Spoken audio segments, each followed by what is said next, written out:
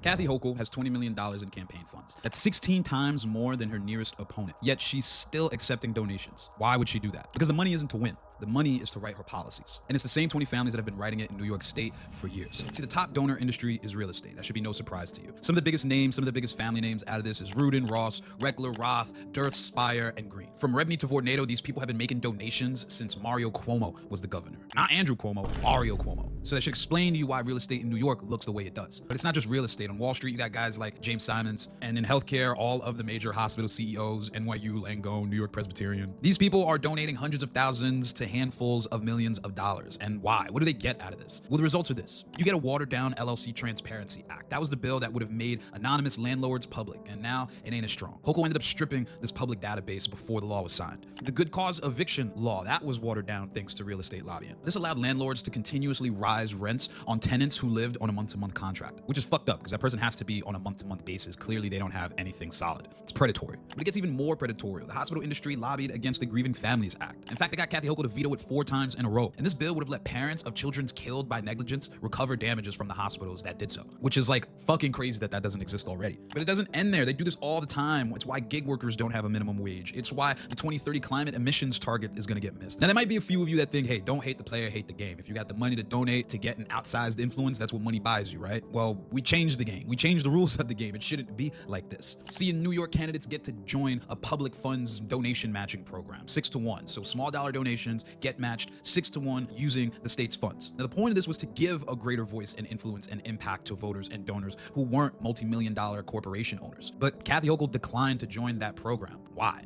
Is it because she has enough money? She doesn't need to take that 6-to-1 out of a public fund? Well, if that was the case, she already has 16 times more money than her opponents. Why is she still raising money then? And hey, look, we can't say for sure why she isn't participating. But part of the rules of this public fund matching program is that you need to reveal all of your donor information. So, why wouldn't she want to do that? I don't know why.